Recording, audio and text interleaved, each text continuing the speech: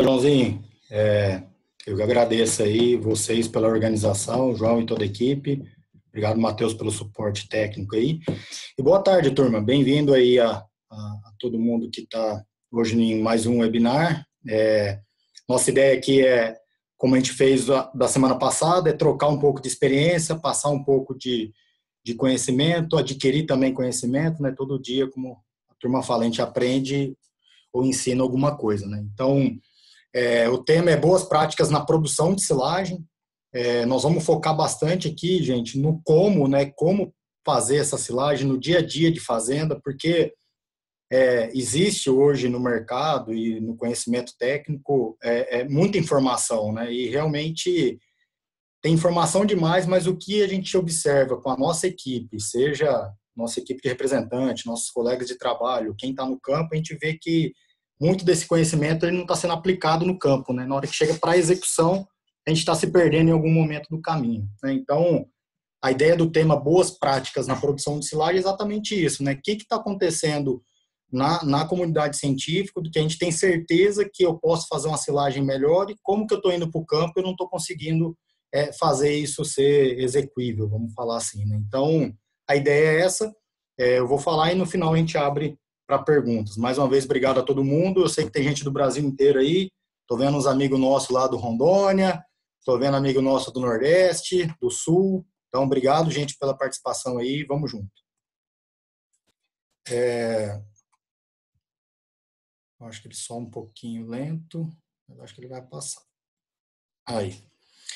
Bom, para começar a conversa, né, gente, eu acredito que a comunidade científica ou toda a tecnologia em silagem, ela já caminhou bastante, né? Para quem lembra ou não, isso aqui já é um equipamento bem evoluído, né, de um digestor de fibra dentro das universidades, no laboratório a gente tem esse tipo de equipamento para poder determinar a fibra em detergente neutro, fibra em detergente ácido, separar o que é lignina, separar os carboidratos famosos, os fibrosos, né, que estão na parede da fibra, do que não é parede de fibra, né? E o negócio evoluiu muito, chegou em NIR de bancada, que é para o infravermelho, é uma detecção rápida, chegou no NIR portátil, nossa equipe usa, eu usei no campo, chegou no Polispec, um outro NIR portátil, que também determina a parte qualitativa bromatológica de alimentos, e até que chegou no equipamento no saio, que hoje determina a matéria seca, que nós estamos pesquisando para evoluir. Então, olha o tanto que dentro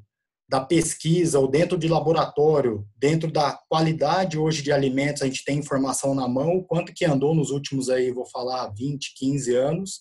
E aí fica a primeira pergunta, né? Como que nós estamos fazendo nossa silagem dentro das fazendas, né? Como é que nós estamos fazendo para os nossos clientes? Como que os clientes, agradecer os clientes que estão aqui também, como é que a gente está processando isso aí? Como é que está a nossa equipe? Como é que estão nossos acompanhamentos? É disso que eu vou falar um pouco. Porque tecnologia está aí e é para ser usada. Se a gente não conseguir aplicar ela no campo, ela só serviu de realmente ser um estudo científico. Se a gente não fizer isso, entrar dentro da boca do boi e gerar performance, a gente está perdendo oportunidade. Então, por isso que eu trouxe essa primeira tela de foto para mostrar que, primeiro, nós da Cargill, nós somos líder na utilização de curvas NIRS. Então, assim, não existe ninguém no mundo que mais usa essa tecnologia. Nós temos muito equipamento e muito conhecimento no campo. E a gente acredita que o caminho é conseguir ter maior assertividade da qualidade da dieta ou do ingrediente lá no campo, para a gente poder formular melhor, e formulando melhor, nossos animais desempenham melhor, desempenhando melhor, a gente melhora o desempenho geral da atividade, e nossos clientes, enfim, né, prosperam e ganham mais dinheiro, esse que interessa. Então, o que eu montei hoje aqui para a gente conversar? Um pouquinho uma introdução, falando realmente o alicerce, né, o que é a base de uma silagem, aí mostrando um pouquinho de dado de pesquisa, e aí vamos para a prática, né, que a gente chama aí do how to win, né, como que eu ganho o jogo? Né, como é que eu vou ganhar esse jogo aí da execução, né, e de práticas que podem fazer eu ter uma silagem de melhor qualidade no campo. E no final vamos fazer umas considerações finais. Ô João e Matheus, depois só me dá um feedback se está ouvindo bem aí. Bom, beleza. Como todo mundo sabe, o processo de silagem é muito antigo, né? Data aqui, ó, de antes de Cristo, já, né, povos fazendo a conservação de alimento dentro de buraco, jogando lá, né, parte de alimentos para poder fazer a conservação. Então, há muito tempo que existe. Por isso que eu digo que há muita informação e que a gente precisa executar melhor essas informações no campo. O tempo todo, com a nossa equipe, a gente está discutindo sobre isso, nas visitas e no treinamento, então a gente sabe que tem uma oportunidade aí para todos, para nós evoluirmos, né? E como todo processo, né, tudo começa com entradas, né, de matéria-prima, informações, o que seja, e vai ter uma saída, que são produtos e serviços, né? Então isso aqui acontece em todo lugar, né? Então, que nós não podemos esquecer é o meio do caminho, né? Então, no meio do caminho, eu vou ter método. Então, qual que é o meu método de corte, né? Eu vou trabalhar né, com tamanho de partícula menor, maior. Como que eu vou medir? Como é que eu vou medir a matéria seca? Vai ser no micro-ondas? Vai ser no Coster? Eu vou mandar para o laboratório? Que tipo de máquina que eu vou usar? Minha forrageirinha de 1 linha, 2 linhas, automotriz? Vou cortar na mão e jogar na estacionária? Como é que é esse negócio, né? Minha mão de obra, quem que está executando isso para mim? É uma equipe interna minha? Eu estou treinando esse cara? Ou eu estou contratando um terceiro, né? O que eu estou fazendo com a minha mão de obra, né? Como é que é o meio ambiente? Estou cortando na época de chuva, na época de seca, né? Na minha fazenda, que é a região, chove demais, chove de menos. Como é que eu estou me preparando para isso, né? E que tipo de material, né? Que tipo de cultivar, que tipo de aditivo, que tipo de técnica que eu estou usando, né? Então, observem que o meio ele vai dar a saída do tipo de silagem, do tipo de produto que eu vou fazer. E a entrada é a entrada de alimento. Então, eu tenho que lembrar que se entrar coisa ruim, gente, se eu entrar uma matéria seca fora do ideal, se eu entrar um tamanho de partícula, todo um processo aqui dentro ele vai sair prejudicado e a saída depois, a gente não tem como voltar atrás, né? E aí, pegando um slide da época até da graduação do professor Núcio, lá da Exalc, ele falava muito desse gerenciamento de risco, né? Dependendo da fazenda, onde é que eu tiver, eu tenho que ir olhando o perfil da dieta e o desempenho que eu preciso e o tipo de desafio que eu vou ter, eu vou poder optar por volumosos de qualidade, aí entra milho, entra sorgo, entra girassol, alfafa, aveia, pessoal do sul, ou eu tenho que focar em produtividade, aí já vem plantas, né, de ciclo C4 mais agressivas na produção de matéria seca, cana de açúcar, silagens de capim em geral e fenos de gramíneas, sejam tifton e outros tipos de grama. Então, esse gerenciamento eu tenho que fazer, e eu sempre gosto de perguntar quando eu mostro aqui, qual que é a distância que eu estou do concentrado. Porque se eu estiver numa fazenda que eu estiver longe do concentrado, né, o concentrado tem que andar muito para chegar lá, né, o milho, a casquinha, a torta, o que for de concentrado, estou longe, eu tenho que focar em qualidade na minha silagem, no meu volumoso. Porque aí, boa parte, na hora que eu for formular, essa qualidade ela vai interferir, sim, nos custos e aí vai me ajudar no perfil de dieta, visto que o concentrado está longe. Agora, se eu tenho concentrado na porta, né, tem uma indústria do lado, né, tô perto, anda menos de 200 km, 300 km, eu tenho facilidade em adquirir, em comprar ingredientes concentrados, eu posso focar em produtividade para a escolha do meu volumoso. Vocês estão entendendo? Então, eu posso focar em volumosos que vão me trazer reais por tonelada de matéria seca mais barato, porém eu estou perto do concentrado e eu consigo corrigir isso. Então, é mais ou menos esse gerenciamento, não existe uma regra fixa, mas existe esse conceito da gente questionar, né? Onde que está a fazenda, qual que é o desafio, e é através de simulações a gente conseguir ver se o impacto eu preciso focar em qualidade do meu volumoso, porque é difícil eu armazenar, comprar, adquirir concentrados, ou se for fácil eu armazenar, é fácil eu comprar, eu posso às vezes abrir mão um pouquinho da qualidade e focar assim na produtividade, no reais por tonelada de matéria seca, e eu consigo com facilidade corrigir com concentrado. Então é importante saber onde é que está fazendo nesse gerenciamento de risco aí. Outra coisa na introdução, que é muito importante a gente revisar, eu sei que tem muitos técnicos aí também, já olhei aqui, turma que ainda está estudando e vai vir para o campo, querendo ou não, é a base, é a capacidade fermentativa de toda a silagem, né? Como que é essa fórmula? É o teor de matéria seca mais 8 vezes o que ela vai ter de carboidrato solúvel, que é realmente o que ela vai soltar ali, né, dos carboidratos que vão estar intracelular e o que eu conseguir processá-los, né, e o que eu vou ter de substrato para fermentação e da capacidade de poder tampão da planta, né?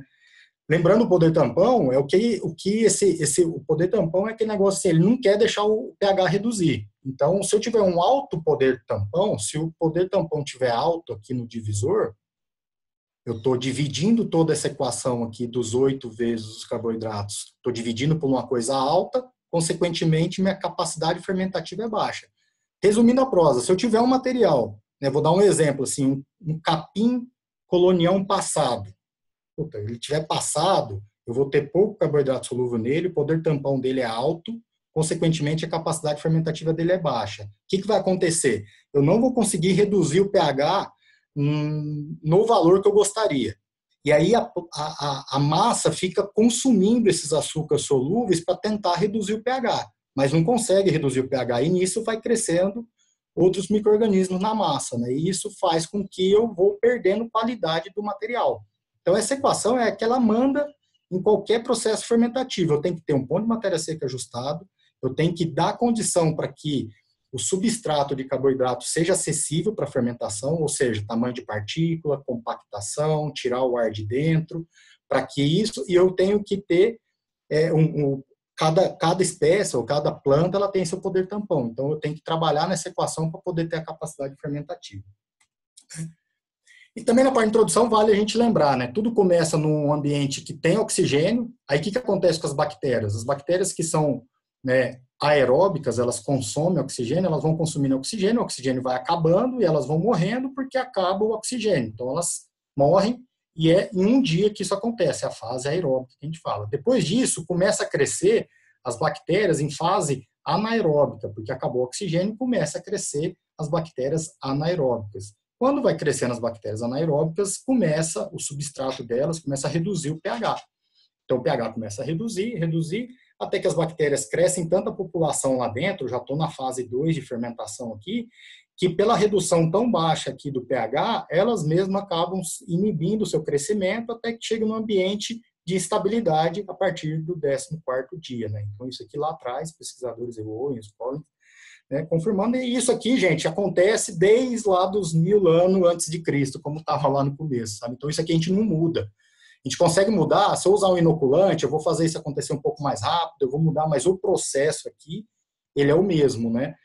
E então, sim, com o inoculante eu consigo jogar um pouco essa curva para a esquerda, mas acontece isso, um ambiente aeróbico, depois anaeróbico, e depois eu chego numa estabilidade e a silagem fica estável até o momento que eu não reinjetar ar dentro dela. Se eu reinjetar ar, todo esse processo aqui para trás vai começar de novo, vai começar a crescer bactérias aeróbicas, aí vai ter crescimento de anaeróbicas e assim por diante, né? E aí é legal a gente lembrar desse caminhamento aqui, né? Que eu vou ter a massa da ensilagem fresca, aí eu vou ter o que eu tenho de oxigênio na massa, né? Uma vez o oxigênio indo embora, eu vou entrar em anaerobiose, certo? Aí é onde as bactérias que produzem ácidos láticos, elas conseguem se multiplicar bastante, num ambiente sem O2, certo? E aí, conforme eu acumulo bastante ácido lático, que é um ácido bem forte, eu vou reduzir bastante o pH. Então, se eu reduzir bastante, se for ácido suficiente para preservação, eu não vou ter crescimento de micro-organismos indesejáveis, como o Clostridium, eu vou ter uma fermentação satisfatória, a silagem vai sair bem conservada. E do outro lado, se essa redução de pH não for suficiente, ainda haverá crescimento de micro-organismos indesejáveis, a fermentação não vai ser boa, vai ter fermentação secundária, e eu vou ter uma silagem de pior qualidade, com deterioração, ou até acúmulo de ácido butírico e amônio. Então, esse é o caminho. Então, nós, na Nutron, na Cargill, a gente entende a importância de entender da qualidade dos alimentos e a gente sabe que tudo vai ser transformado em nutrientes, né? Então, ter assertividade dos nutrientes de cada alimento, seja silagem, aqui eu coloquei uma foto de um bagaço para lembrar de volumosos, mas é entender que os volumosos não são iguais, né? Eu não posso pegar uma matriz de alimento lá, padrão do milho, e falar, é silagem de milho. Não, beleza, existe várias silagens de milho aí, né? Então, por isso que a gente foca tanto em nutrientes e por isso que a gente tem um laboratório, por isso que a gente tem equipamentos de campo para poder ser mais assertivo nas formulações dos nossos clientes, né?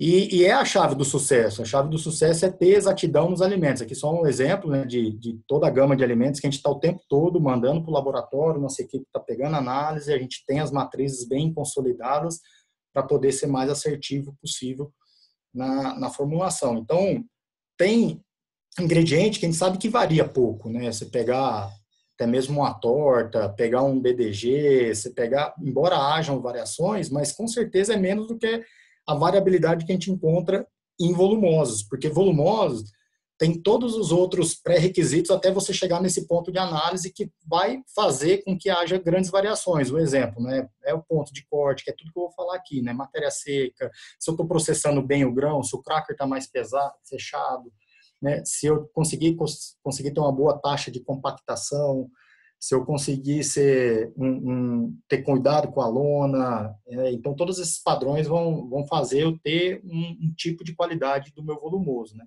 Sendo que tem outros tipos de alimentos que variam menos que isso, né? E aí, começando alguns dados de pesquisa, a gente já é bem sabido, né? Uma coisa é que eu preciso ter porcentagem de grãos na matéria seca para eu conseguir ter bastante digestibilidade da planta toda. Então, aqui é um gráfico mostrando essa correlação, né? Um R quadrado bem interessante, mostrando que conforme eu tenho maior participação de grãos na matéria seca do que eu estou ensilando, maior vai ser a digestibilidade total da planta toda, certo? Então, isso volta muito, se vocês lembrarem daquela equação da capacidade fermentativa, essa questão aqui, ó, de porcentagem de grão na matéria seca é exatamente o carboidrato solúvel, né? Então, se eu pensar lá que eu tenho, naquela equação, que eu tenho muito carboidrato solúvel, vezes 8, por mais que o meu poder tampão possa ser alto, eu estou multiplicando por 8 uma concentração grande de grão na massa. Então, eu vou conseguir ter uma capacidade de fermentação alta. Se eu tenho uma capacidade de fermentação alta, eu vou reduzir esse pH muito rápido. E se eu reduzir esse pH muito rápido, a minha silagem ela não queima combustível desnecessário, ela fica com as qualidades preservadas, ou seja, ela fica de melhor qualidade. Ou seja, meu animal vai comer melhor e vai desempenhar melhor. Então, essa é a dinâmica desse negócio, né? E aí, aproveitando, um quadro já bem conhecido de muita gente, né, aqui oferecido pela Lalman, eles que fizeram esse quadro, e que também faz uma comparação do teor de matéria seca, né, então são os limites de segurança para inibir o crescimento de micro-organismos indesejáveis em silagens em função do teor de pH e matéria seca. Então, o que acontece? Quando eu tenho baixa matéria seca, e aí se vocês lembrarem daquela equação lá, né, vocês vão conseguir entender bem isso aqui também. Então, se eu tenho baixa matéria seca, né, e eu conseguir reduzir bem meu pH, tá ok. Mas olha a probabilidade de eu ter alto pH, ou seja, eu não conseguir reduzir o pH. Se eu não conseguir reduzir o pH, o meu processo fermentativo não foi tão bom. Então, eu vou deixar aqui um ambiente para crescimento de Clostridium e Listeria, eles vão continuar crescendo aqui, porque eu não consegui reduzir o pH. Conforme eu vou melhorando a matéria seca do meu ingrediente, né, da minha silagem, que foi silagem de milho, e eu consigo ter pH mais baixo, eu consigo ter silagens mais seguras, né? Então, aqui no caso, se eu fizer uma silagem com 35% de matéria seca na entrada, olha a probabilidade de eu ter pH abaixo de 4 aqui é muito grande, né? Então, eu vou ter boa parte dos meus silos feito com bastante segurança, né? Então, isso me dá bastante assertividade. Vamos pensando do lado de cá como nutricionista, na hora que eu vou formular, eu saber que tipo, se eu não tenho análise na mão e não deu tempo ainda de eu pegar e mandar uma análise, eu já vou saber que tipo de ingrediente que eu vou ter na mão para poder escolher dentro da minha matriz o melhor ingrediente.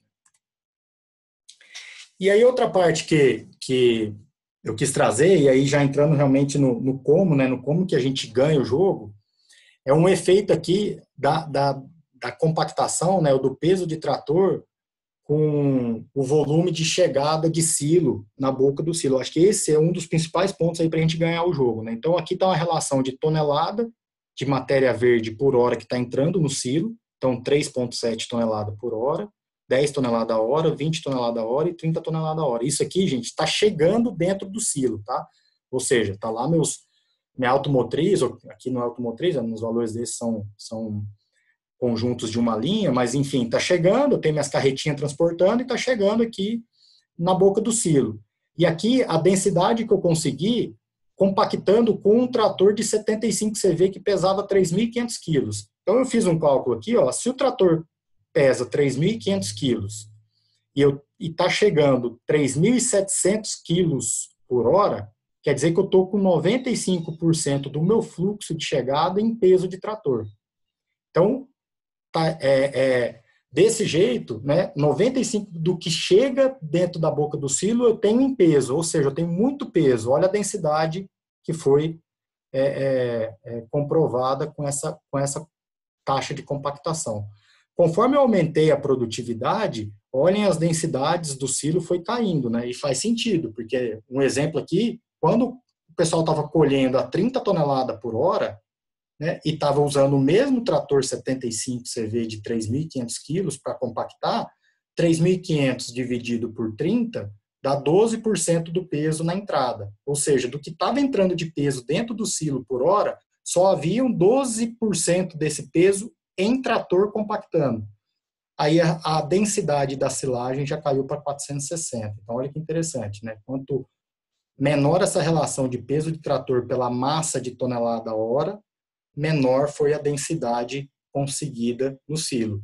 Aqui fizeram o mesmo dado, só com um trator de 90 CV, um pouco mais pesado, e olha que interessante também os dados, do mesmo jeito. Quando eu estava colhendo 6 toneladas por hora e o meu trator pesava 4.500 quilos, eu tinha 75% de peso em cima da minha massa de corte. Então deu 640 de densidade, uma densidade excelente. Conforme eu fui diminuindo essa relação, lá na hora que eu colhei 30 toneladas a hora e eu tinha 4.500 quilos de trator, deu 15% a relação, baixou de 500 a densidade. Ah, Felipe, mas o que isso impacta no negócio? Impacta aqui, ó, efeito da densidade da silagem nas perdas de matéria seca durante a fermentação. Olha que negócio simples, né? Mas que impacta diretamente no bolso. Ó. Densidade baixa, perda altíssima. Acima de 20% de perda de matéria seca se a minha densidade é baixa. Se a minha densidade for alta, perdas abaixo aqui, ó, de 12, chega a dar 10% de perdas. Olha que interessante, um ajuste de peso de trator na entrada do corte, você saber exatamente o peso que você está usando, para você poder ter menores perdas, porque eu compactando mais, se eu tenho mais densidade, se eu tenho mais quilo de massa verde por metro cúbico, né, quer dizer que eu tenho menos espaço para ar, nisso, o meu processo fermentativo vai acontecer de forma melhor. As bactérias anaeróbicas, né, elas praticamente não vão existir, aquela fase 1 vai passar rapidinho. A fase 2 já é um ambiente sem ar, ela vai reduzir pH muito rápido e eu consigo conservar melhor minha silagem. Está aqui comprovado isso aí. Né? Então, tem pesquisa, e pesquisa antiga, mostrando isso, né, que peso de trator é no mínimo 40% da forragem transportada por hora, no mínimo. Eu já li trabalho americano que fala em 50% do peso. Então, e olha, trabalho antigo, e por incrível que pareça, eu posso dizer que hoje a nossa equipe, quem vai para o campo e fazer uma relação dessa de peso de trator e o que está compactando, vai assustar que é muito difícil você encontrar o 40%. E aí, nisso, eu pensei assim, vou fazer uma tabelinha só para ver quanto que é a dor desse negócio. Aí coloquei aqui, ó, produtividade tonelada por hora. 10 toneladas por hora, pensando numa forrageirinha de uma linha, depois 2 linhas e um conjunto maior, até chegar nas automotrizes aí, que começa a colher 80 toneladas por hora, 100, 120. Tem lugar que chega até dar 140, 160, dependendo do tamanho do talhão, dependendo do número de caminhão que você colocar no transbordo, né? E as distâncias entre o talhão e a praça onde você estiver compactando. Mas eu coloquei uma faixa de produtividade, né? E falei, vamos ver quanto é que é 40% do peso desse negócio. Né? Então, 40%, se eu estiver colhendo 10 toneladas por hora, é 4 toneladas que eu preciso ter. Aí, assim por diante, 40% de 20 e tal. Então, essa aqui é a necessidade de peso mínimo que eu teria que ter em cima do silo para poder prover uma boa capacidade de compactação. Aí eu fui ver o peso de cada trator. Peguei na internet aqui, tratorzinho 75 CV na média 3.500, 90 CV na média 4.500 quilos, um trator maior de 120 CV pesa 6.600 quilos, um de 150 CV pesa 8.500 quilos. Pode pôr mais 200 litros de água em cada pneu aqui para dar uma lambuja, mas enfim, isso aqui é o peso dele. Peguei uma pá carregadeira, uma pá normal aí, uma WE, enfim, 12.000 quilos, e peguei um D6 aqui, 20 toneladas tem um trator de esteira. E aí eu falei, bom, vamos ver. Se esse cara aqui que está colhendo 10 toneladas por hora, ele precisa ter 4 toneladas, né, de peso, se ele tiver o tratorzinho 75 CV, tá tudo certo. Ele precisa de um trator, vai dar certinho a necessidade dele aqui, ó, né? Um trator ponto 1, 10% desse trator, se ele colocar água e colocar uns lastros, ele resolve a vida dele, né? E se ele tiver trator maior que isso, vai estar sobrando. Então, ou seja, ele precisaria de meio trator de 8.500 quilos, ou seja, o trator poderia praticamente trabalhar metade do tempo, né, se ele estiver trabalhando com uma faixa de espessura de homogeneidade no silo bem feito, né? Mas olha que interessante, na hora que eu faço essa tabela e pegando como base aqui uma automotriz, vamos pegar 100 toneladas a hora, porque cada vez mais as automotrizes estão entrando no campo, né? Então hoje tem muita prestação de serviço, tem gente espalhada no Brasil inteiro fazendo esse tipo de serviço. Aí você vai lá e indica pro cara, não, vai lá, compra, terceiriza a automotriz, né? Chama o cara faz para você. Beleza. Se a automotriz estiver colhendo 100 toneladas a hora, você precisa ter 40 toneladas de trator pesando em cima. Se o cara tiver um tratorzinho de 3.500 quilos, 75 CV, ele precisaria de 11 trator para dar conta disso. Ninguém vai fazer isso, né? Normalmente esse cara, ele vai ter tratores pesados, mas mesmo assim, ó, um trator pesado de 150 CV, que dá 8.500 quilos, ele precisaria ter 4, 5 tratores compactando essa massa. E é isso que eu falo, que a gente vai para o campo e a gente não enxerga isso aqui. Então, ou seja, estamos perdendo o jogo. A gente sabe o conceito, a gente sabe o fundamento, mas não executa, né? Se eu tivesse D6, eu precisaria de 2 D6, né, para uma automotriz colhendo 100 toneladas por hora, o D6 direto. Isso aqui, gente, é direto em cima do silo compactando, não é dar aquela ajeitada no silo e vai na árvore esperar na sombra, né? Então, quantos tratores ensilando, né? Toda vez que a gente vai para o campo, a gente olha que isso não está batendo, né? E aí as perdas estão aí, né? Teve um pesquisador aqui, ó, Novaes, em 2004, mostrou que o potencial de perda na confecção de silo, e ele usou silo de milho como exemplo, a gente acaba falando silo de milho, mas todas as outras silagens, os conceitos são bem parecidos, né? Na colheita de 2 a 10, fermentação de 5 a 20, potencial de perdas, tá, gente? Fermentação aeróbica de 1 a 3, lixiviação de 1 a 10, perda de superfície 5 a 20, perdas no coxo de 2 a 10. Olha o total. No mínimo você vai perder 16% quando você fizer um silo, e no máximo você vai perder 73% se você fizer um silo, né? Então, nós temos que ter muita atenção nisso aí, né? Porque se a gente otimizar com os custos, considerando essas perdas aqui, né? Vão mudar bastante a visão de como encarar, né, um volumoso, né? E aí tudo começa numa boa prática aí de dimensionamento de silo, né? Então a gente pode ser silo superfície, pode ser silo trincheira, tem vários tipos de formas de você ensilar, né? E algumas relações a gente não pode esquecer, né? Então a gente coloca com a relação altura-base, né? É de 1 para 5, ou seja, para cada 1 metro que se aumentar aqui, se aumentaria 5 na base, né? E outra conta interessante, que é a conta que tem que ser o alicerce do dimensionamento de um silo, eu fiz uma simulação aqui, ó, 1.000 animais comendo 6 kg de volumoso na matéria natural, considerei uma dieta de terminação, uma relação 20-80, tá? Uma relação, vamos falar, já mais apertadinha, mas 20% da matéria seca que o boi está comendo está vindo do volumoso, né? Então 20 vezes 10 kg de matéria seca dia dá 2 kg de matéria seca, dividido por 0,3 dá 6 kg de matéria natural. Então 6 de matéria natural vezes 1.000 bois que eu tiver no confinamento, eu preciso desensilar, né? Eu preciso ter uma retirada no silo todo dia de 6.000 quilos. Se eu tiver 5% de perdas entre parede, superfície da lona, embaixo, né, em contato com a terra, eu teria que realmente tirar desse painel todo dia 6.300 quilos por dia, né? Se eu fui bom no serviço, né, cortei no tamanho de partícula correto, fiz a minha taxa de compactação de 40%, colhi na matéria seca correta, densidade de grão está tudo em ordem, eu precisaria de 6.300 dividido por 550 quilos por metro cúbico, eu precisaria tirar 11 cúbicos por dia desse painel. Então, eu acho que é aí que é o planejamento que todo mundo tem que fazer dentro de casa, né? Seja nos clientes, seja o nosso cliente, né, dentro da propriedade dele, dentro da porteira, pegar a demanda dele para chegar em quantos cúbicos que ele precisa tirar por dia e aí, a partir daí, ele tentar dimensionar o silo dele. Esse seria o caminho correto, né? E aí, aqui também, tentando trazer para a prática, né? Coloquei diferentes larguras de silo, então normalmente a largura de 3 metros é exatamente a largura daquelas carretinhas que vem transbordando, né? Então 3 metros, aí às vezes o cara aumenta um pouquinho para 5, pode pôr uma caçambada uma do lado da outra, já vai virar 7 metros de largura, eu posso ter 10, posso ter 15, posso ter 20, pode até ter mais larguras, né? Mas 20 já é um silo bem largo, né?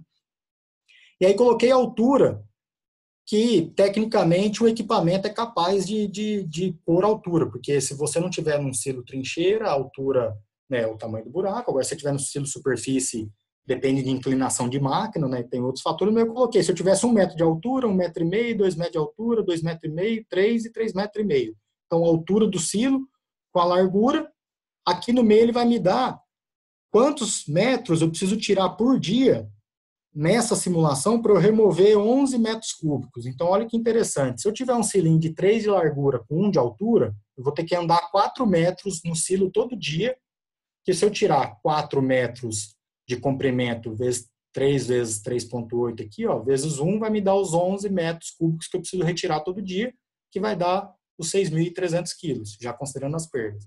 Né? Se eu fizer ele um pouquinho mais alto, eu preciso andar só 2,5. Se eu fizer ele de 2 metros, eu ando dentro dele 1,90 m por dia. Se eu fizer ele de 3,5 m de altura, vai ser muito difícil superfície, mas se for trincheira você consegue, 1 metro por dia do silo vai te dar os 11 cúbicos. E olha que interessante, na hora que você faz isso, você começa a entrar numa faixa que a fatia retirada do silo ela pode ser proibitiva. Né? Então, eu pintei aqui que a partir de 0,4 começa a ficar laranja e 0,3 já é bem proibitivo. Ou seja, se entrar num silo para movimentar só 30%, é o limite mínimo que você entraria nesse silo. Né? Então, o que eu estou querendo dizer? Né? Se esse cara aqui, ó, que tiver um silo de 10 metros de largura, que é bem fácil a gente ver por aí, né? E ele fizer um silo de 2,5 metros de altura, certo? Ele vai andar 46 centímetros todo dia na face do silo dele. Ele está no limite. Né? Porque se ele fizer o silo um pouquinho mais alto, ele já vai ter que remover menos, e eu vou mostrar o impacto de você remover menos fatia do painel do silo. Então, isso é manejo de silo, mas tudo começa no dimensionamento, né? Como é que você vai dimensionar isso aí? E só fiz uma simulação, mas o principal é você entender qual que vai ser a sua retirada diária, já considerado perdas, e em cima disso, você tentar trazer por um tamanho de silo ideal para você ter retiradas uniformes de fatia com no mínimo aí seus 40 centímetros de retirada diária. E aí nós vamos para o corte, né? Começando o processo, né, a gente sempre vai lá acompanhando, né, desde que seja milho, que seja cana, que seja capim elefante, o que for, a gente vai sempre olhar o ponto. Então, eu não vou entrar aqui na questão, é a linha do leite, é a matéria seca da planta toda. Hoje em dia tem muita informação. O mais importante é não errar isso aí, é entrar rápido, né, e não deixar o ponto passar, né. Então, tem muita informação disso aí. E uma outra boa prática é você tentar quantificar o que está ficando na massa. Aqui um exemplo de um cliente nosso em Minas, que tinha um capim-elefante com alta produção, enfim, e que lá, para a gente poder quantificar e fazer realmente o custo do volumoso, a gente foi fazer a quantificação de perdas. Né? E já tem vários estudos mostrando o que é aceitável de perda de colheita. Né? Então, aqui é uma referência do MUC 2001, mostrando de 5 a 7 aceitável de perdas na colheita, e maior que 15 é observado, que a gente consegue enxergar. E na prática, na hora que você vai para o campo, é bem isso que a gente enxerga. Né? Então, quantas são nossas perdas reais? Né?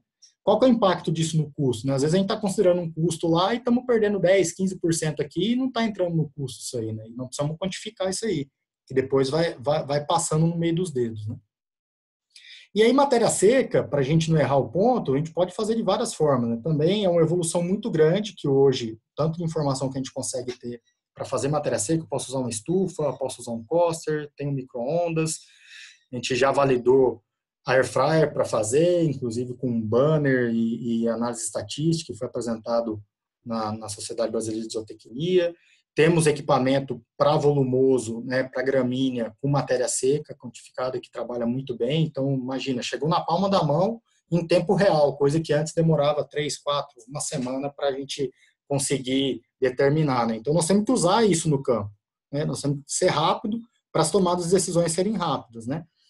Questão de faca, né? Também não é chover no molhado, passar meio rápido, mas enfim, sempre que a gente vai para o campo, a gente encontra contra-faca e faca desalinhada, com espaço muito grande, que vai resultar nisso aqui.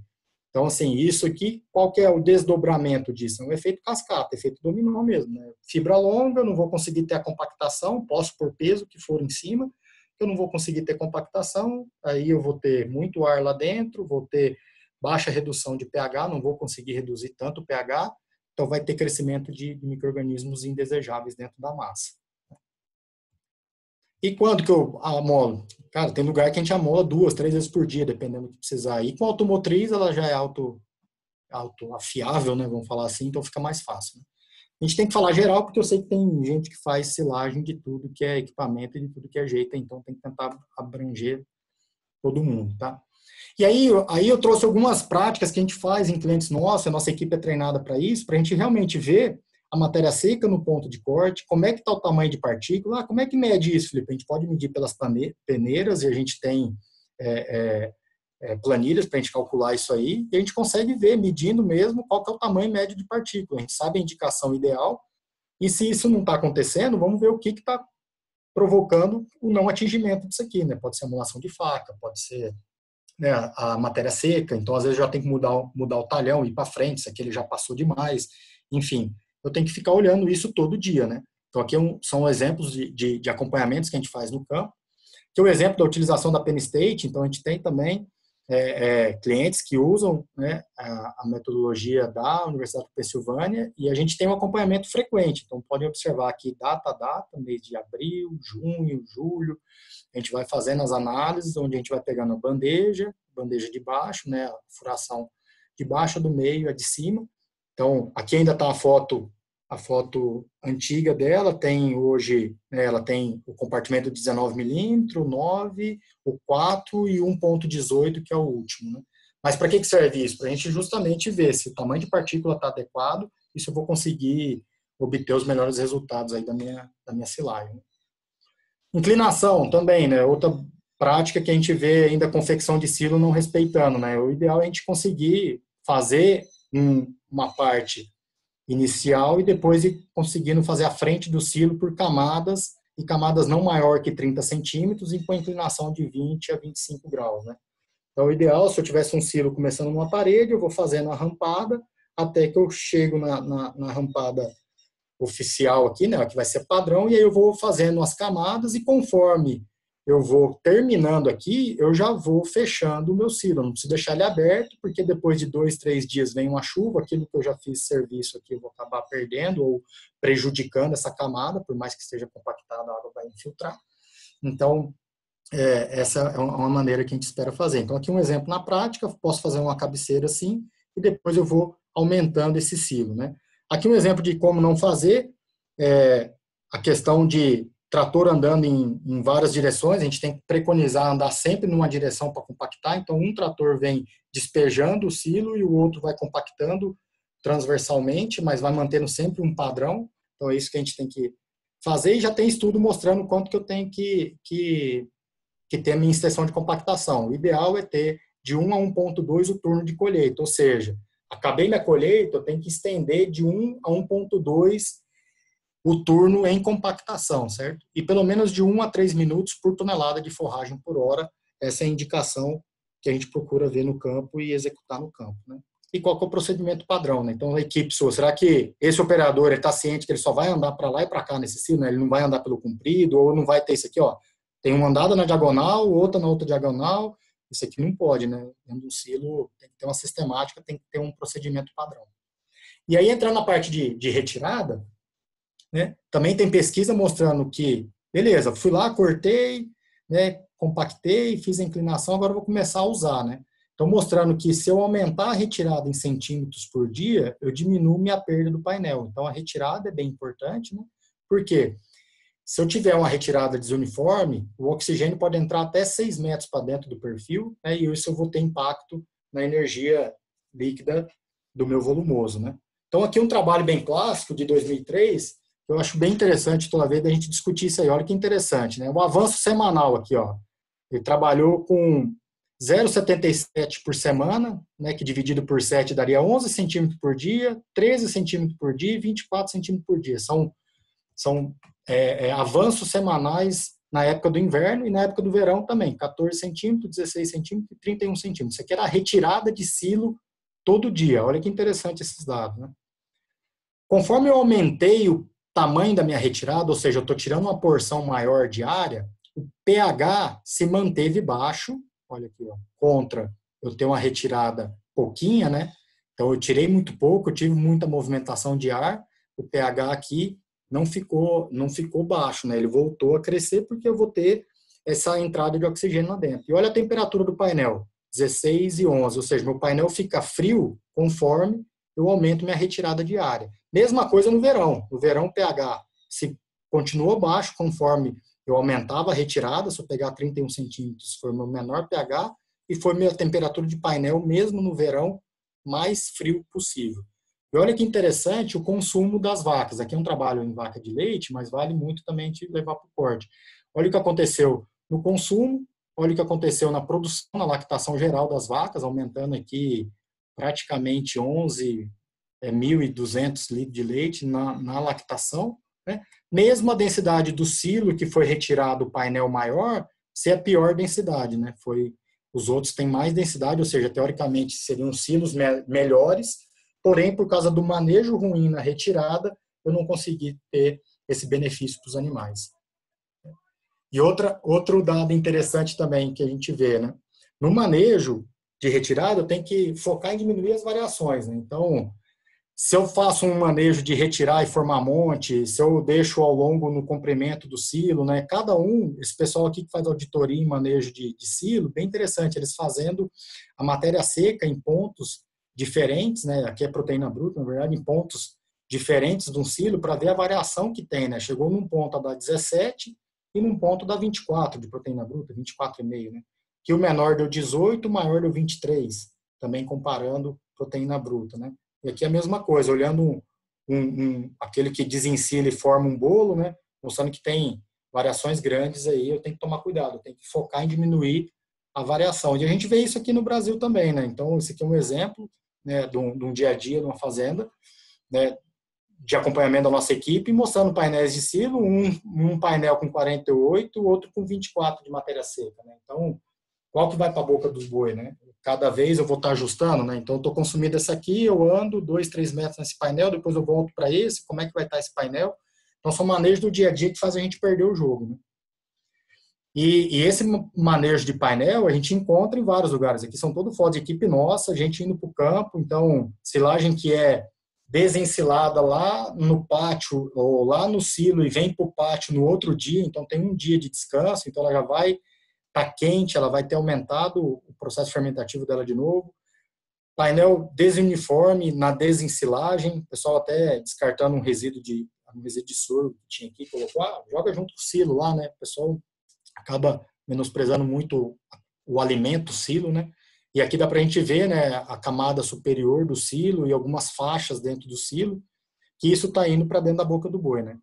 E se isso aqui está indo para dentro da boca do boi, essas partes, a gente já sabe o que acontece, né? Então aqui também bem clássico, um material bem conhecido de 2000, mostrando que quando eu estava com a silagem 100% normal, meu consumo de matéria seca foi 8 quilos de matéria seca e meus animais ganharam 1 quilo por dia.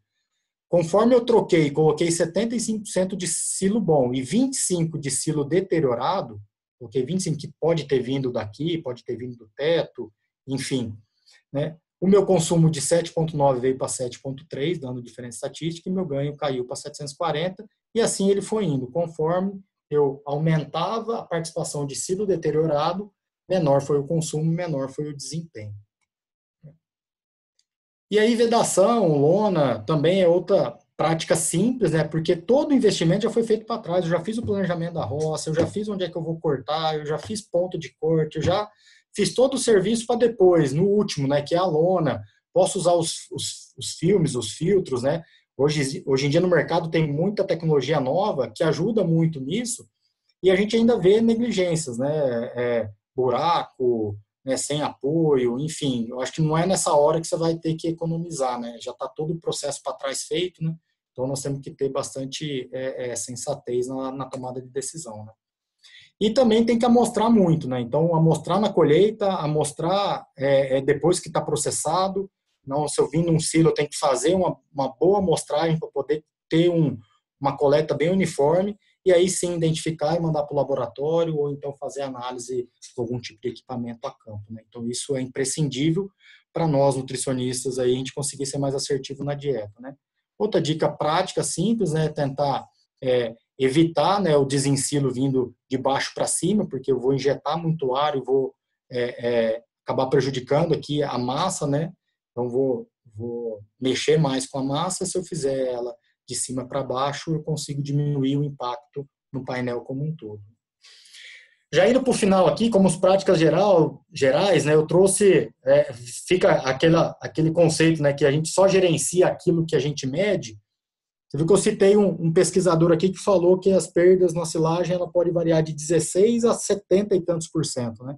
Isso aqui é um exemplo real, né, aí de Goiás, que a gente tinha um indicador de desempenho lá na fazenda, que era total do volumoso ensilado menos o total de volumoso fornecido dividido pelo total ensilado, ou seja, eu fazia realmente o aproveitamento de cada silo. Olha que interessante, né? Isso aqui lá em 2006, a gente comparando silo a silo, a gente teve silo com 19, 17% de perdas, foi o melhor silo nosso, mas ao mesmo tempo a gente teve silo que perdeu 32%, porque a gente tinha lá exatamente, pesava todas as cargas que entravam dentro do silo. Então, um exemplo desse aqui, o silo 32 de perdas, era o silo 7 e 8 aqui, eu tinha a somatória dos dois silos exatamente, e depois o que saía, que ia para o coxo, a gente pegava no sistema que ia para a dieta, a gente sabia quanto que foi consumido. Então, fazendo a diferença do que foi consumido, do que foi ensilado, eu cheguei nas perdas. E olha o benchmark, a gente tinha um benchmark aqui de 10% de perdas, falando assim, bom, se eu acertar tudo, e uma meta de 15%, né? Então, a gente tinha equipe lá que era remunerada por isso, né? De atingimento e em diminuição de perdas no acompanhamento de silagem, né? E aí outra boa prática é planejamento, né? Aqui um outro case real da nossa equipe no campo, onde nosso cliente estava com dúvida entre, né, que tipo de volumoso eu posso plantar, né? Um feno, uma cana, um milho, sendo que ele já tinha as particularidades da propriedade dele. Mas o que a gente fez? A gente pegou os principais indicadores de um volumoso, né? Custo de produção, reais por tonelada de matéria seca, produtividade, tonelada de matéria seca por área, manejo de produção, infraestrutura, qualidade nutricional, flexibilidade de uso e competitividade na dieta. E a gente foi fazendo um ranking de 0 a 10 e fomos dando nota. Então, a gente deu nota no feno. Então, pensando no feno, no custo de produção, é 7, 8 para o milho, porque o milho é um pouco mais caro por tonelada de matéria seca que o feno, né? Quer dizer, o feno é o pior, né? O mais caro por tonelada de matéria seca, depois o milho, e ninguém bate a cana. Em tonelada de matéria seca, a cana ganhava. Em produtividade, tonelada de matéria seca por hectare.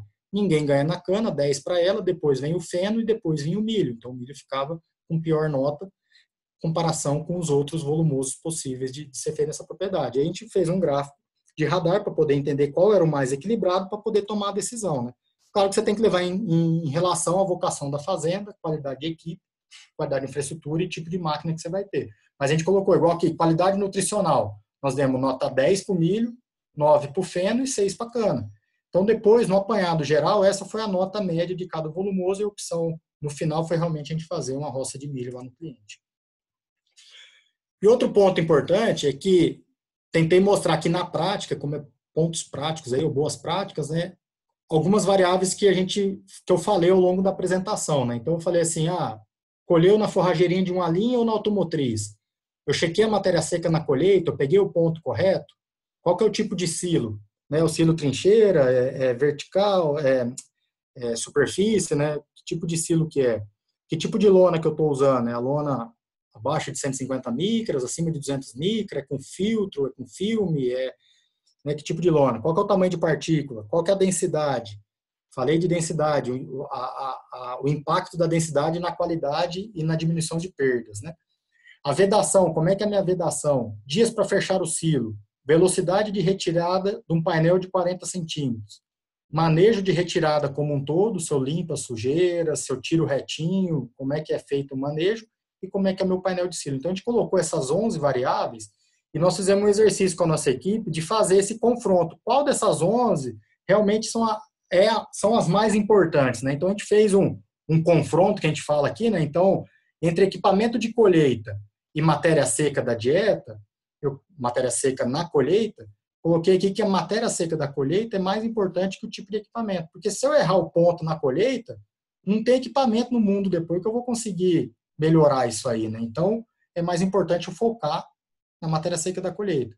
E o tipo de silo com tipo de máquina? Não, aí é melhor a máquina, né? Porque até mesmo se eu tiver um silo superfície, a máquina automotriz, ela corta num tamanho mais ajustado, eu consigo ter maior densidade. Então, se eu consigo ter maior densidade, por eu não ter as paredes de um silo trincheira, ter uma automotriz vai ser melhor para mim. Então, eu coloquei 1 porque o 1 é melhor do que eu focar no tipo do silo. E assim a gente foi fazendo essa brincadeira de confronto aqui. Eu vou direto para os resultados para a gente já ir para o final. Mas olha que interessante ficou que os 5 principais indicadores, né?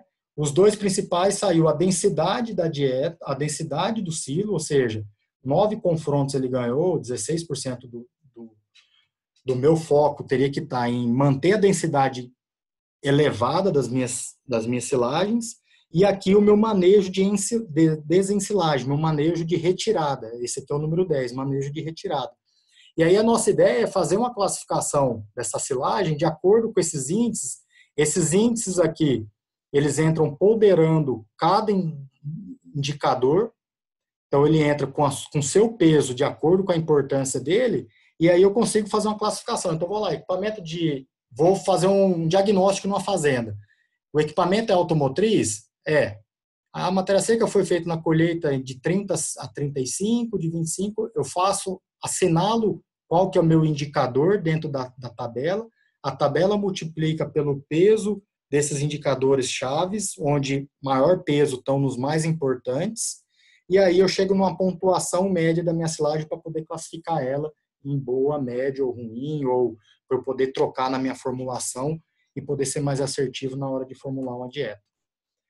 Então, turma, para ir para as considerações finais aí, a gente tentou mostrar que planejamento é importantíssimo, né? Então, existe fundamentos e existe a evolução deles a cada dia, e a gente tem que executar isso aí. O que a gente está vendo falha, às vezes, na execução que acaba resultando em baixos desempenhos aí. Tem que ter controle, então a gente mostrou aqui vários tipos de controle, né? Desde tamanho de partícula, matéria seca no corte, taxa de compactação, turno de compactação, vários processos aí e controles que a gente precisa ter para poder gerenciar melhor a nossa fabricação de silo, né? Precisa ter rotina e consistência, então quem está fazendo esses acompanhamentos, quem são nossos olhos no campo, eu sei que não tem como a gente estar lá todo o tempo olhando isso, mas tem que lá estar na soltura do serviço, tem que ter acompanhamento, tem que ter equipe. A nossa equipe, né, a gente tenta treinar e discutir bastante sobre isso, né, e trocar bastante experiência. Na hora de fabricar, boa prática é ver e agir, então é a principal boa prática. Você está vendo um negócio que não está dentro do que a gente está conversando aqui, já tem que executar. O feito é melhor que o perfeito. Às vezes fica esperando, não, mas o ideal seria ter um trator pesadão que está lá na outra fazenda. Cara, põe o outro trator junto, aumenta, né, se tiver o trator ali do vizinho, até vir o outro, mas tem que executar, é ver e agir, porque depois que foi feito o silo, a gente não muda mais, né? Aí já foi feito o negócio, né? Impactos na nutrição, não tem como não falar que vai ter impacto, então fale com o seu nutricionista da Nutron, né? A gente está aí pronto para poder discutir a qualidade do alimento e poder ser mais assertivo nas formulações. Então era isso, turma. Era bastante informação. Como eu falei, a intenção foi focar em boas práticas mesmo do dia a dia e tentar trazer algum tipo de cálculo para ser aplicável aí no campo. Então, João, termino por aqui e aí coloco à disposição aí para a gente conversar. Ô Felipe, não, bom demais. Muito obrigado aí. Vamos aqui algumas perguntas que o pessoal já mandou. Vamos fazer um pouco aqui. Algumas pessoas pediram, Felipe, para você voltar no assunto aí e reforçar os cuidados que tem que ter na montagem da silagem, né, com relação àquela compactação, respeitar aquela relação de peso e material que está sendo recebido ali, e também na retirada. Então, seria você reforçar aqueles pontos de atenção na hora de montar o silo e depois na hora da sua utilização. Beleza, Joãozinho, vamos matando já ele. Então vamos lá. Primeiro, para compactação, turma, reforçar o número do 40%. Eu preciso ter de peso de trator pelo fluxo de alimento que está chegando no silo. Então vamos para a prática lá. Paro 1 hora na frente do meu silo com o cronômetro na mão, solto o cronômetro e conto. Uma carretinha de 3.000 quilos, chegou, esvaziou, voltou. Passou mais um tempinho, ela entrou, descarregou, voltou para o campo. E no final, passou 10 carretinhas naquela hora, de 3.000 quilos cada carretinha. Deu 30 toneladas numa hora. Certo? Então, entrou no silo 30 toneladas em 1 hora. Eu preciso ter 40% desse 30 em peso de trator. Então, 40% de 30 vai dar 12 toneladas. Então, eu preciso ter, no mínimo, gente, essa massa poder ser compactada, 12 toneladas ou 12 mil quilos de trator. Aí pode ser 2 de 6, pode ser um pesadão, uma pá carregadeira WE lá de 12, entendeu? Então, é assim que é feita a conta dessa taxa de compactação, que para mim é um dos principais pontos críticos, sabe? Então, a conta é essa, é parar ali 1 hora, e não é parar lá no corte e ver quantos caminhões saiu de lá, não, porque o caminhoneiro para parar no meio, furou um pneu, ele parou para tomar uma água, tem que ser lá na boca do silo e ficar lá 1 hora medindo quantas toneladas chega por hora. Faz a amostragem, pesa uma carretinha, faz o que for. Teve lugar que a gente usou aquelas balanças móveis e ficava muito bem. A carretinha tinha que subir na balança móvel e depois descarregava dentro do silo. Então, esse é o ponto. Outro ponto importante da compactação é não fazer. Então, fui lá, descarreguei a carga. Você espalhar essa carga num tamanho, né, de faixa para espalhar, não maior que 20, 30 centímetros. Né? Então, não adianta também só o cara ir lá, vascular, e sair e deixar aquele monte, aí vem o cara da pá, dá uma espalhadona e fica aquele negócio fofo de meio metro. Não adianta. Tem que espalhar bem, cada camada, menor que 30, 20 centímetros. Eu gosto de falar 20, que dá um palmo. Então, menor que 20, espalha de fora a fora no silo para poder ajudar na compactação. Porque às vezes você está até com 40% de peso, você até tem bastante trator pesado, mas o cara vai lá e espalha a 50 centímetros de faixa de camada de compactação. Aí não adiantou muito, né? Porque ficou muito largo essa espalhada. Né? Então, são duas dicas simples aí. Espalhar menos que 20 centímetros cada chegada e ter esses 40% de fluxo, 40% de peso de acordo com o fluxo de chegada. Então, vai lá, conta quantas toneladas por hora está entrando dentro do silo, carretinha, vagão, caminhão, truque, pesa os truques, sabe a tara de cada truque, conta quantos truques. Você fez uma vez a tara, depois fica fácil. Você pode pedir para qualquer um contar quantos caminhões entrou dentro do silo, mas você tem que saber a tara de cada caminhão, a tara de cada carretinha, pelo menos pesar uma vez, você vai ter que pesar. Né? E o ideal seria uma pesada de manhã, uma pesada no meio do dia, uma pesada de tarde, porque a matéria seca, gente, de uma planta de milho, um exemplo, em ponto de corte, ela vai acumular 1 ponto percentual por dia, praticamente. Então, assim, se pegar um dia bem quente mesmo, essa variação vai dar uma diferença muito grande nas carretinhas. Então, o legal é você fazer mais amostragem durante o dia também, não fazer só uma amostragem de peso. Então, aqui eu fecho o comentário sobre compactação. Tá? E aí, na descompactação, né, ou na desensilagem, acho que o principal ponto é retiradas maiores que 30, vamos por 40 centímetros. Então, a área do silo que está aberto, o painel do silo que a gente chama, você tem que conseguir tirar uma fatia dele maior que 40 centímetros todo dia. Porque se você tirar menos que isso, vamos falar assim, o molho fica mais caro que o peixe. Porque se você tirar menos que isso, só a movimentação de ar que você vai incidir dentro desse painel vai entrar ar lá dentro dessa camada, né, do silo e vai começar a startar de novo aqueles processos fermentativos com as bactérias, né, que estavam ali paradas porque não tinha oxigênio. Então, assim, dica primeira, tirar mais que 40 centímetros aí de camada do painel todo dia. Então, vou lá, meço o meu painel, eu sei a retirada. Por isso que eu fiz a conta de trás para frente, vamos falar assim, eu peguei a demanda para 1.000 bois e fiz o tamanho do painel que eu precisaria, né? Então, a dica fica também essa. Faz a demanda, já joga dieta de adaptação, recria de bezerro, vaca leiteira, o que tiver, quem vai consumir silo? Pega o total de silo que você precisa movimentar todo dia. E aí a gente volta essa conta para chegar na área do painel. Essa é o principal ponto. Depois que eu cheguei na área do painel, eu fiz a conta para retirar pelo menos 40. E eu preciso tirar do painel como um todo. Não vale aquele negócio de tirar metade de um painel, metade do outro. Não, tem que tirar como um todo, né? Evitando dentes e evitando desinformidades aí na retirada, né? E a dica de ouro é quanto mais rápido você levar esse material para dentro da boca do boi, melhor, né? Então, ser rápido nisso aí, não deixar dormir silagem de um dia para o outro, nada. Ô, Filipão, não, antes de eu passar aqui outras perguntas, tem várias pessoas perguntando se esse material vai ser disponibilizado. Esse material vai ser disponibilizado, semana que vem a gente vai disponibilizar via nosso blog, nosso canal no YouTube da Nutron, né? E depois a gente vai compartilhar com vocês informações aí, né? Para dar sequência nessa primeira pergunta aí, Felipe, veio com relação ao uso. Se pensando naqueles silos bolsa, se é a mesma preocupação com relação à compactação né? E também para nessa parte de compactação, para a gente fechar, perguntou se o uso de trator de esteira não seria melhor. Vamos lá, para o silo bolsa, gente, sim, as preocupações são as mesmas e é uma dificuldade maior você conseguir no silo bolsa, você conseguir ter aquelas densidades altas que eu mostrei ali, né? Então, você viu o trabalho mostrando densidades acima de 600, 650 quilos por metro cúbico. Então, e eu tentei mostrar para vocês o quão é importante a densidade, né? Então, tem que ter altas densidades para ter boa qualidade de silo.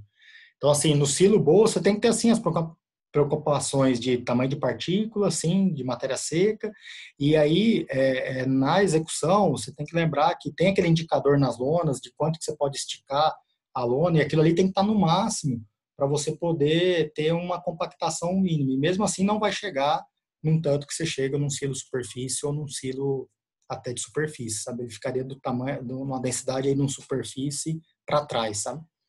E então essa fica do silo. E qual que era a outra, Joãozinho? Era. Com relação ao uso de trator de esteira, né, para Ah, compactação. sim, aí foi o que eu tentei mostrar naquela tabela. O trator de esteira ele pesa 20 toneladas, né, turma? Assim, eu coloquei um D6 para baliza, né? Se você pegar, tem bicho de 30 toneladas, enfim. Ele é muito bom para compactação, porque se você pegar é, a tonelada dele dividida pela área das esteiras dele, é uma relação fortíssima de peso, né? Porque ele é feito justamente para agarrar no chão e derrubar, né? Então, assim, só que ao mesmo tempo ele tem um pouquinho de movimentação daquela camadinha de cima. Então, a única dica que fica, se fosse trator de esteira, é você trabalhar com realmente com a faixa aí abaixo de 30 centímetros de cada camada do silo, né, para você não prejudicar muito por causa da esteira. Mas ele é excelente. O problema é que você nem em todo lugar você vai ter uma esteira aí para você poder compactar, né? Mas a relação de peso dele é muito boa. Não, beleza. Foi questionado também se o uso monitorar a temperatura da silagem ali seria um bom indicativo com relação ao processo de fermentação e estabilidade do material, né? Perfeito, Joãozinho. Concordo, e tem bastante material disso aí, como eu falei, tem muita coisa. Hoje tem muita gente que anda com termômetro para painel de silo, anda, mas isso aí eu considero, por isso que eu tentei trazer assim, né? Isso aí é efeito, né? Ou seja, já foi tudo para trás feito, moçada. Então, assim, por isso que eu não foquei tanto no que tem de novo, porque realmente tem. Hoje em dia tem câmera térmica, tem termômetro que você vai lá e você consegue falar. Mas e aí? O negócio já aconteceu, né? Você viu que o tempo todo aqui eu fiquei falando, moçada, é no ver e agir, né? Nas boas práticas, né? No como ganhar o jogo, né? Então, isso aí é uma relação de causa e efeito, né? Por que, que o painel às vezes esquentou lá, né? Porque provavelmente ou você não teve uma densidade boa, ou porque você está desensilando erradamente, né? Assim, está usando equipamentos ruins, ou está deixando entrar muito ar. Então é consequência, né? Então você tem que olhar alguma coisa para trás, porque ele vai te mostrar um diagnóstico, né? Ele vai te mostrar lá, ó, tá com uma temperatura maior do ideal. Aí você vai perguntar, mas por quê? Aí você vai atrás da causa. Aí na hora que você vai ver a causa, boa parte das causas aqui de temperaturas elevadas em painel de silo ou na confecção, a gente mostrou aqui hoje. Ô, Felipe, várias perguntas com relação a se é indicado o uso de inoculante e se sim, para qual material e qual inoculante. Você pode comentar alguma coisa com relação a isso? Ô, João, sim, a gente indica, sim, os inoculantes vieram para ficar, né, gente? Hoje é uma tecnologia já bem consagrada e, claro que aí não faz milagre, né, gente? E como também técnicas já conhecidas que sozinho não faz milagre. Então, também não adianta muito você ter algum desses processos para trás mal feitos e depois tentar colocar no inoculante o milagre, né? Então, é igual a gente brinca do milagre da semente, né? A semente que veio para o pasto novo aí que veio para resolver o problema da pecuária no Brasil, né? Não existe isso aí, né, gente? Isso aí assim, inoculante sim é muito bom, faz o papel dele, você consegue estabilidade do silo antes, você consegue uma estabilidade do painel melhor, mas sim ele faz mais efeito se você tiver combinado essas práticas aí que a gente tentou discutir. Então, existe hoje específico para cada silo, então tem para silo de capim, silo de cana, para silo de milho, existem as bactérias específicas para cada fermentação. Então, por quê? Porque o substrato de um silo de cana ele vai ter muita mais sacarose, vai ter álcool formando lá. Eu preciso de um tipo de bactéria que se adapta melhor a esse tipo de substrato. No milho, já vai ser um carboidrato do amido do milho, que já é diferente do polissacarídeo ou do que está vindo do açúcar da cana, né? Então, são bactérias, sim, então tem que se atentar a isso e usar a indicação correta e usar fornecedor bons. E hoje em dia no mercado a gente tem vários bons fornecedores aí de inoculante. Ô, Felipe, o pessoal que perguntou com relação a fez a compactação certa ali, então teve a fermentação adequada, o pH do produto ali da silagem ficou numa faixa adequada. Mas a hora que começa a mexer ali, começa a ter o contato com o oxigênio. Né? Se esse pH ainda está ácido, que tipo de bactéria ou fungo que cresce ali e que tipo de problema a gente teria? Se é só econômico, risco nutricional, técnico aí? O que na verdade, né, o que vai acontecer, por mais que o pH ali ainda esteja baixo, né, mas você vai injetar ar, né? E aí você injetando ar, aí o que acontece de fungo, leveduras, principalmente fungos, né, que vão crescer, né? Então, na verdade, é igual aquele painel que você vê que às vezes funga, né, de um dia para o outro. Então, por não ter, às vezes tem uma umidade um pouco mais elevada e você injeta ar, por mais que o pH ainda está um pH bom, só de você injetar ar vai aumentar a produção ali de fungo, né? E aí, isso, quais são os impactos disso, né? Um pouco está naquele gráfico que eu tentei mostrar de silo deteriorado e impacto no consumo, né? Então, na verdade, assim, se eu tiver um aumento de crescimento aí de fungos e leveduras, né?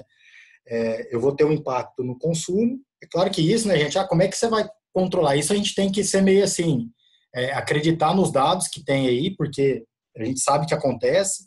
Então, qual que é a porcentagem? Ali o cara substituiu 25% do silo que o boi estava comendo por silo deteriorado. Na prática, isso acontece, é difícil chegar a 25%, né? Então, a gente já quantificou. Então, se você pegar ali uma parte do silo que ficou de pior qualidade, ou que movimentou muito, entrou ar, e ali está mais fungado, ou não teve, você vê que o cheiro está mais forte, butírico, né? Que você sabe que não ficou tão boa a fermentação, o que você vai ver no coxo é aumentar a leitura de diminuição de comidas, vai aumentar as sobras no coxo.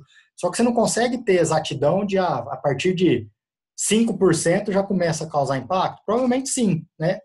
Já vai dar um impacto no consumo e depois, só que você só vai medir isso aí no final, na hora que você pesa o boi para ir embora, né? Então, se a gente conseguisse medir todo dia, a gente ia ter bem essa noção, como é no leite, né? No leite, se isso acontece numa vaca de leite, a produção cai no outro dia, né?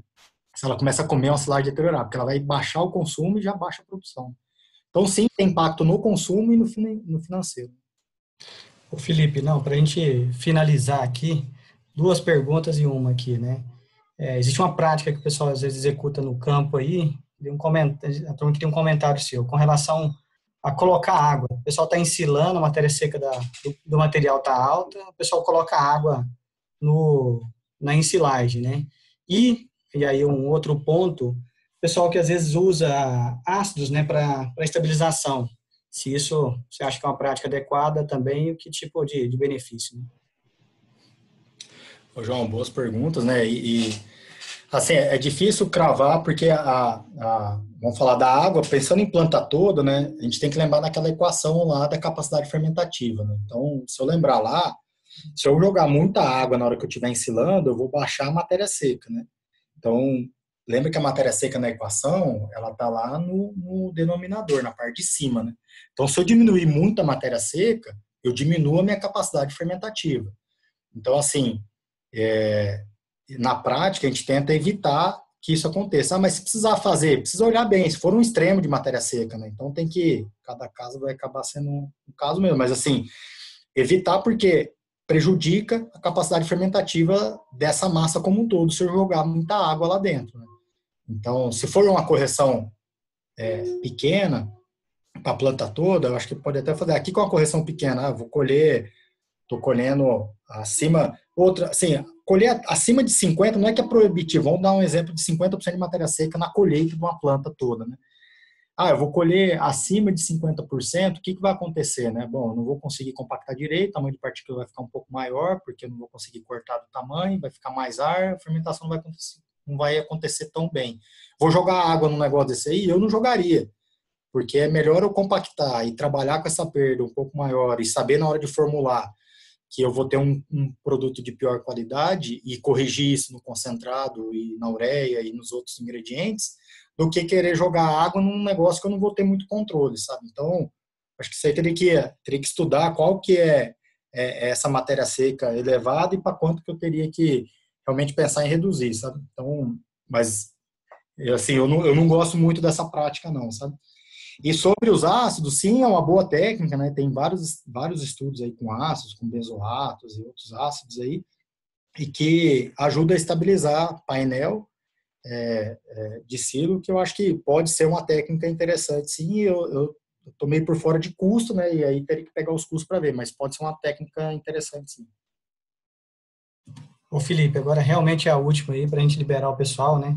Foi questionado assim, qual tipo de análise bromatológica a gente deveria fazer para estar monitorando o material e se tem alguma frequência para a gente colocar isso aí, né?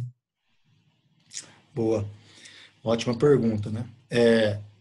O silo, como eu tentei trazer para vocês aqui, é um negócio que ele vai variar muito, não tem como, qualquer silo, né? Porque vai depender de, olha o tanto de coisa que a gente discutiu, né?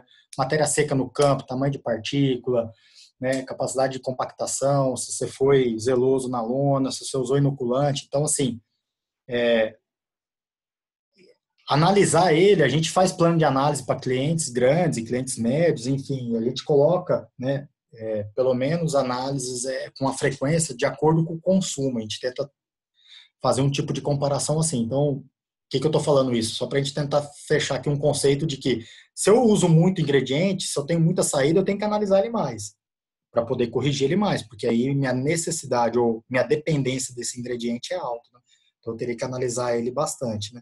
Se eu uso ele menos, né, eu posso até analisar menos. Então, hoje, no campo, a gente tenta trabalhar aí com abertura de silo, você tem que analisar, e aí depois disso, a cada 2 a 3 semanas, a gente coleta, nossa equipe vai nas fazendas nessa frequência aí de 2, 3, às vezes uma vez por mês, e quando vai, a gente analisa, e de novo, vai depender muito do volume que você está consumindo diariamente, né? Se o seu consumo é baixo, quer dizer que você anda pouco dentro do silo, né? A variação entre uma análise e outra vai variar menos. Agora, se você consome bastante e seu silo anda muito rápido, aí é importante analisar mais, sabe? Então, tem lugar que é muito grande, para você ter ideia, que está no plano de análise fazer semanal. Então, a gente avalia, né? A gente tem equipamentos lá para avaliar matéria seca, PB, né? Proteína bruta, avalia FDN, extratetéreo, cinza, faz pelo menos 5, 6 nutrientes básicos para a gente poder chegar na energia dele. E isso faz semanal se é muito grande. Agora, se não há não é tão grande o consumo diário, pode ser feito no início do silo, claro, na confecção, para você já ter uma ideia. E aí, na hora que você abre o silo, né, deixar sair um pouco daquela pontinha, que normalmente é mais úmida, às vezes não ficou bem compactado, aí você já pega uma análise, e depois disso, se o seu consumo for baixo, fazer uma vez por mês, mas a gente sempre tenta atrelar em cima do consumo. Ô Felipe, não, obrigado a todos aí, né? E só reforçar que sempre a gente realiza o seminário, uma semana depois a gente vai liberar lá no blog da Nutron, né, no nosso canal do YouTube, esse material para que vocês possam utilizar, possam consultar, né?